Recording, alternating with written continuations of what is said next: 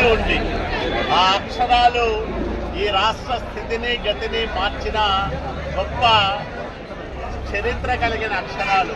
అందుకని 30 సంవత్సరాల కిందట మరణించిన ఒక మహానాయకుడి జ్ఞాపకార్థం ఈ రోజుకు వేలాది మంది వచ్చి వివిధ రూపాల్లో సేవా కార్యక్రమాలు చేస్తూ ఉన్నారంటే ఎన్టీఆర్కున్న శక్తి, ఆ పేరుకున్న బలం, ఎన్టీఆర్ ఈ రాష్ట్రానికి చేసిన సేవలు, సమాజంలో వచ్చిన మార్పులు, బడుగు బలహీన వర్గాల పట్ల ఆయన చూపిన ప్రేమ.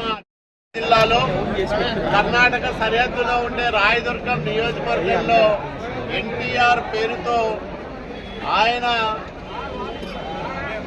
ఘననివాళి ఆయనకు అర్పించడానికి ఏర్పాటు చేసిన మధ్య వయస్కులు పాల్గొని స్వచ్ఛందంగా రక్తదానం చేస్తూ ఉన్నారు. ఈసారి ఎక్కువ మంది, మొదటిసారి యువతులు వచ్చి రక్తదానం చేయడం ఒక శుభ పరిణామం. రక్తదానం పైన ఈ నవతరానికి ఉన్న అవగాహన, అట్లాగే సమాజం పైన వీళ్లకు ఉన్న బాధ్యత, ఇవన్నీ కూడా తెలియజేస్తాయి. కాబట్టి ఎన్టీఆర్ స్మరణలో జరుగుతున్న ఈ కార్యక్రమాన్ని విజయవంతం చేస్తున్న తెలుగుదేశం పార్టీ కుటుంబ అధికారులకు, ముఖ్యంగా వైద్య సిబ్బందికి పేరు పేరున కృతజ్ఞతలు తెలియజేసుకుంటా ఉన్నాం. ఈరోజు ఎన్టీఆర్ మెమోరియల్ ట్రస్ట్ నారా చంద్రబాబు నాయుడు గారి సతీమణి ఎన్టీఆర్ గారి కుమార్తె నారా భువనేశ్వరి మేడం ఆధ్వర్యంలో అనేక సేవా కార్యక్రమాలు నిర్విఘ్నంగా నిర్వహిస్తూ ఉంది. గొప్ప పేరు ప్రఖ్యాతులు సంపాదించుకుంటా ఉంది ఆ ట్రస్టు. కాబట్టి ఈ రాష్ట్రంలో ఒక మంచి పరిపాలన అందిస్తున్న నాయకుడి సతీమణి నాయకత్వంలో నడుస్తున్న ఎన్టీఆర్ ట్రస్టుకు ఈరోజు మేమందరం కూడా రక్తదానం చేస్తూ ఉన్నాం.